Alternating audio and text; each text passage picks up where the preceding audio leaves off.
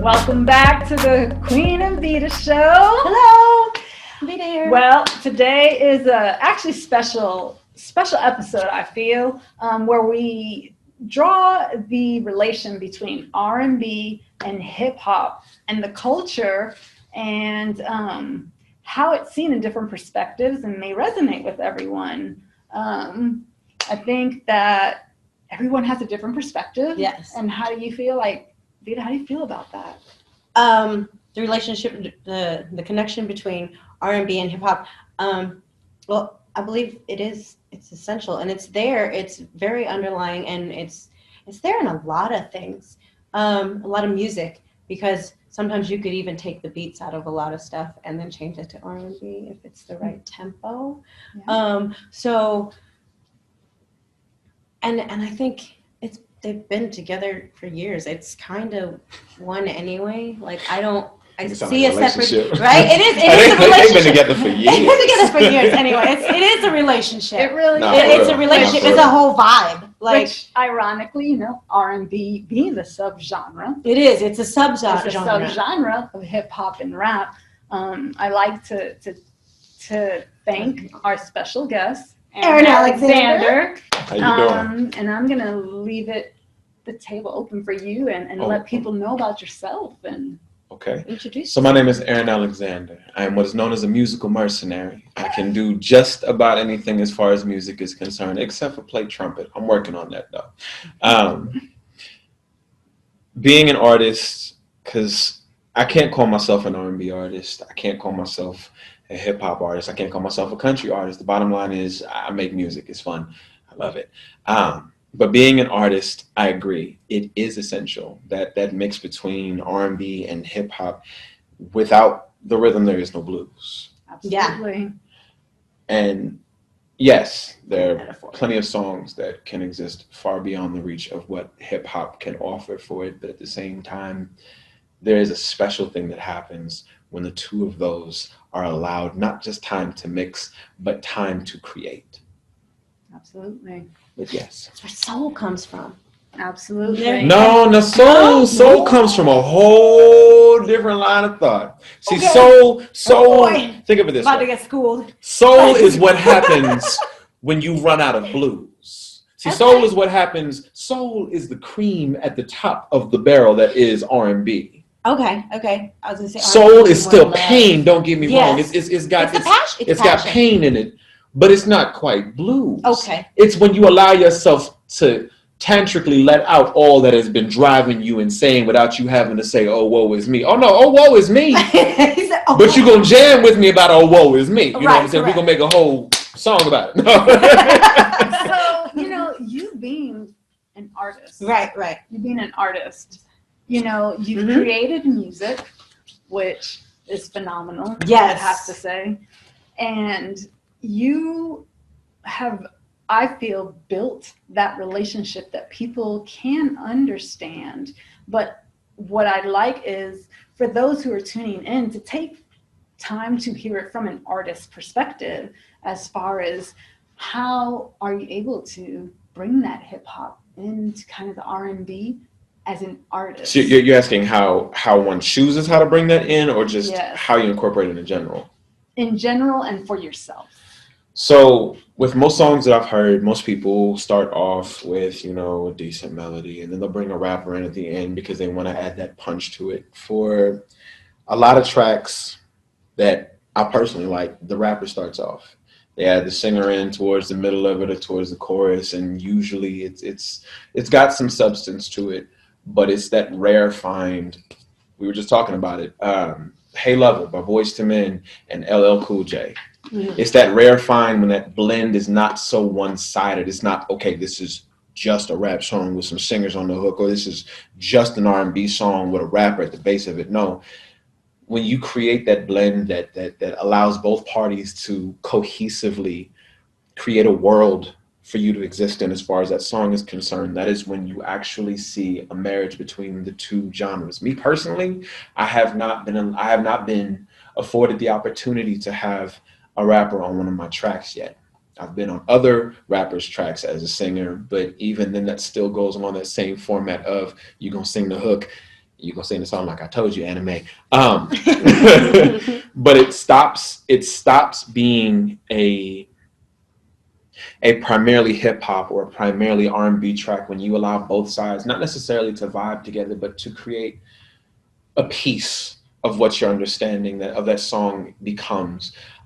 You called it a world earlier. You call it, yes, a world, creating a world on a serious note. In a 5-minute clip. Music, a whole world. If it's done correctly, it transports you to a new world. It transports you to a place where that song is meant to reside in both your mental state and in your perception of its rhythms. With me, the time I'm able to actually bring on a rapper, I want to make sure that when they're spitting their verses, I want to give them room to create a part of that world. I want when someone hears a song, it's not just an Ayron Alexander track or a blank track. It is a blank featuring blank or a blank comma right in the middle of that. I want it to be something that you associate both artists to, not because there's a snippet of one or the other, but because they both worked so well as a blend, as a marriage of sounds, as a world to be created, that it genuinely causes you to not be able to separate the two. That's very interesting. It goes back to what we just talked about when we, right before the show, and I said music is a universal language. Oh, yeah. And the relevance is just so deep rooted and I think undervalued. Yes. Right. Because my personal perspective is you're telling your story. Yes. You are speaking. You are not just singing or rapping, but the fact is that you're conveying a message, and the only different part, I personally feel, is the rhythm and the tone and how they communicated. They open themselves up, and in some ways, like in the music, they open themselves up and reveal their vulnerabilities more than they would in a normal conversation with a person. That song reflects the emotions of their insecurities, their loves, everything. Absolutely. And I'd like to talk about your last song I heard about a month ago. Give us a little bit on that.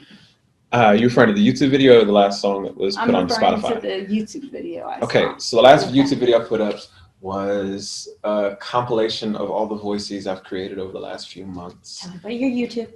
Oh, if you would like to find me, it's Ayron, Ayron Alexander, spelled as it sounds. Look for the guy with the 2 A's on his shirt and a gray hat. And you'll find that link below in the description. All the good stuff. But that last video, I put a lot of different genres of what I can do into that video just because I wanted to see how people reacted to what difference created. But one of them that I stuck in there was a bit of rap involved with R&B. Hell, there's even a portion of one of the videos where it's singing rap. Kind of like if you've ever seen Devon Terrell. Yeah. That dude was dope. Super dope. Love me some Devon Terrell. That dude is awesome sauce. If I could be his younger brother, I would be his younger brother. Bottom line is listening to his influences and other artists who have done something similar, that I was able to create a story based on what was going on. And granted, these voices are just minute-long clips of other people's beats with my melodies and my words put on top of them. But the bottom line becomes there are pieces in there that involve hip-hop and R&B, that involve other genres that are supposed to be, diametrically opposed, and yet at the same time build each other up.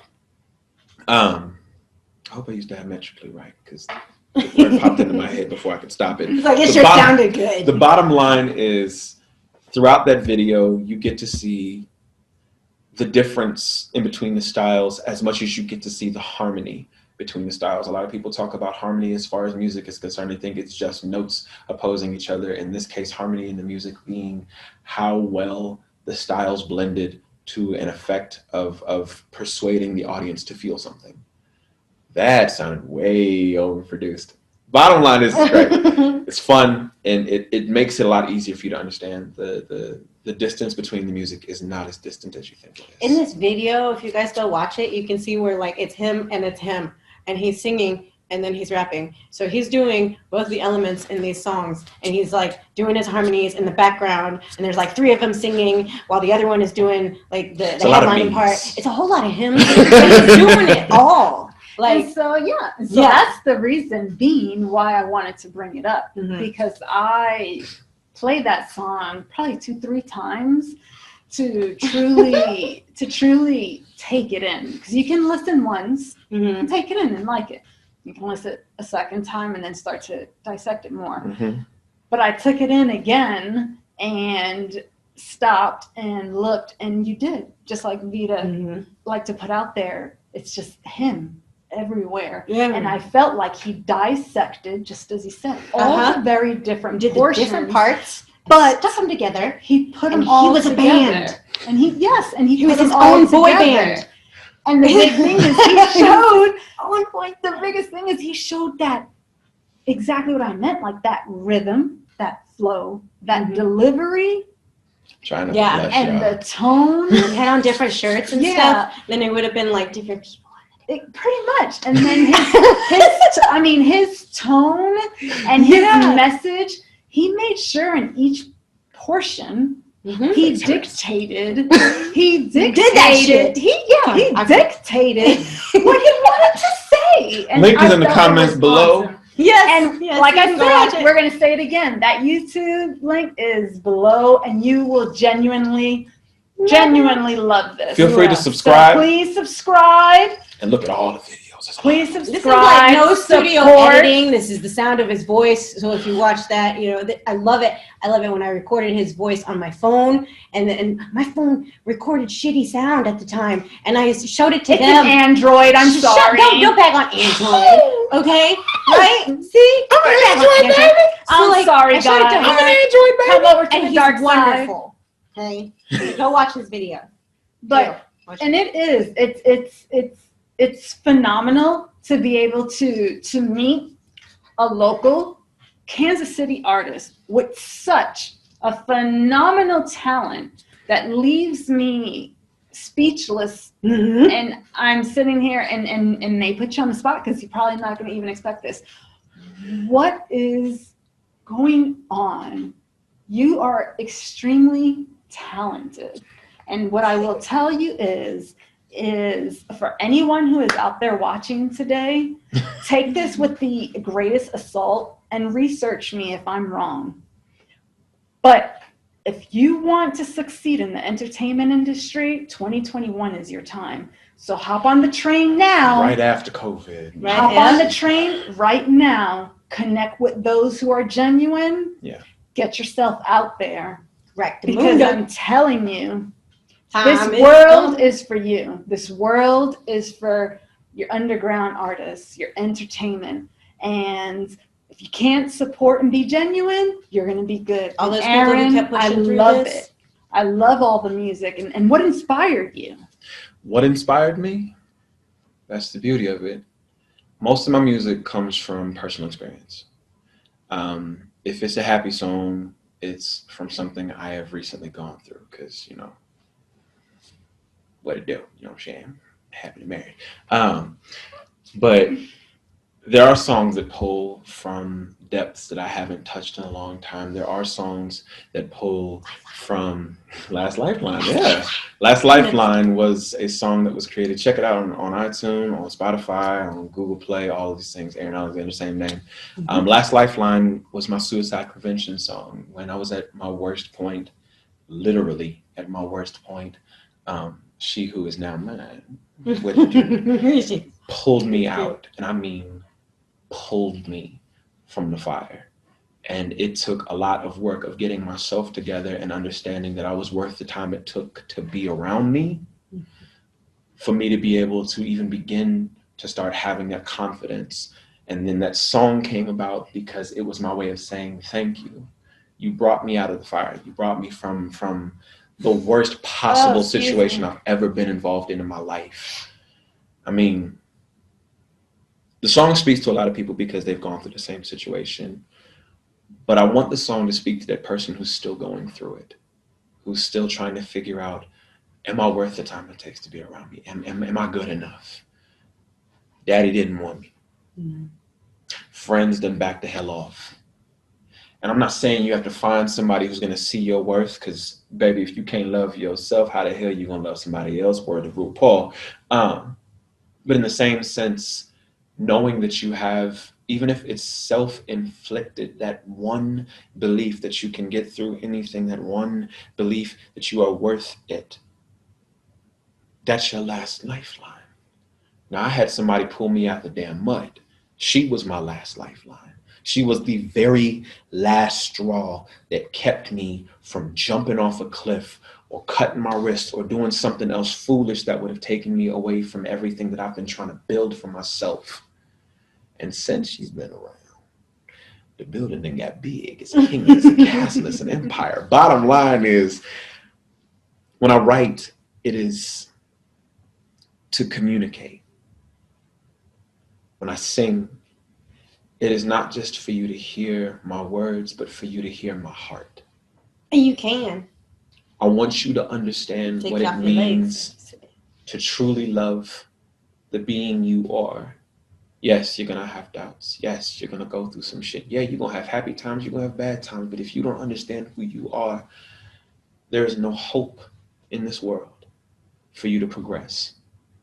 And I want my songs to teach that to people. I want my songs to be that, oh, you know what, Aaron said that I'm pretty enough for me. So forget you and what you talking about. Because, you know, you can have WAPs out there, but I'm a WAP all by myself. Wonderful ass person, what it do. But I want that to be conveyed to people. I want that to be taught to people through what I produce, what I create. And sometimes it takes just a melody for them to get it. Sometimes it takes the actual words to get it. Sometimes they hear the beginning of the damn keyboard and think to themselves, "Ooh, no, you're right." That's what I do when I hear his voice. You're right. I gotta step back and think about myself and what I do. But yeah, that's my inspiration. Well, I definitely want to say, wow, I've never teared up on any episode. I never have teared up on any episode. I'm honored and also sorry. With what you said, I want to say thank you, because it brings awareness to September, which is Suicide Awareness Month. It's a testament to the strength and power of music and love and all of that. It shows how music is so powerful. Mm-hmm. It shows how, not only with your love for music, but just with your genuine love, reach out to that person and just say, hey, you good? Yeah. Mm-hmm. Hey, you need a handout? By the way, that song is still on iTunes, Spotify, and Google Play Store. I'm not saying that to whore myself out. I'm saying that if you have somebody who needs to hear that, play it for them. I don't care if you hate the sound of my voice. Encourage somebody. Show them, even if it's just through a melody of somebody you've never heard of before in your life, that they're worth the time it takes to be around them. Mm-hmm.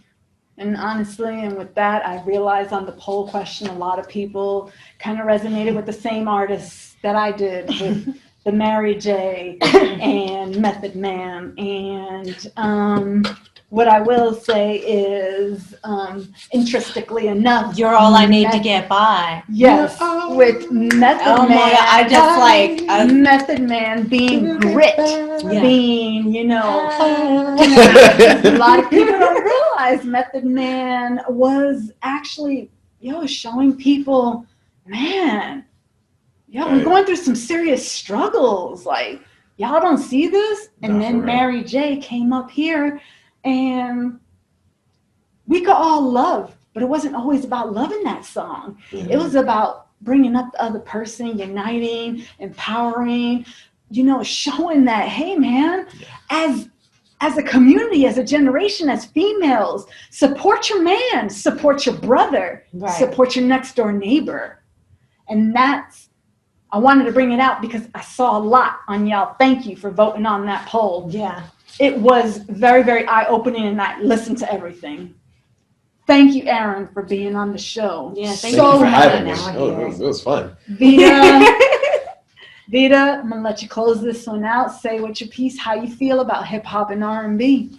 My favorite, one of my favorite examples, I always had fun with hip hop and R&B. It was always what I would put on when I got in the car after like seeing my boyfriend or something, right? Because it was always some kind of duet, and whether we was funkin' or whether we was absolutely head over heels in love with each other, there was a song that I could listen to that was a duet with hip hop and R&B, whether it was Rihanna and Eminem that hated each other's guts and wanted to burn each other down, right? Or whether it was Tamia and Tamia and Fabulous, or Kiki Wyatt and what? Avant? I want to say Avant. Is it Avant? I genuinely can't remember off the top of my Kiki head. Wyatt and, oh my God, with my Kiki Wyatt and Avant. and I choose you again, right? Like, And those are all awesome. I mean, all get those it. songs, Those are all and you great. can listen to them whether you're funking with your love or whether you loving the shit out your love. No but doubt. it is a relationship. It is a marriage. It's a whole vibe. It's an element in its own. And I think I just said a whole bunch. And I'll take it from there, and I will take it from there, and I'll leave it on my last favorite where I picked Nelly featuring Kelly Rowland, Dilemma. And with that being said, he brought that keyboard, he brought those drums into hip hop, but he also brought the fact that you can love someone, but still be in love with someone else and not be judged. Right. And I want to say thank you, Vida. Love doesn't that judge. now. Shout out to hip hop. Yeah.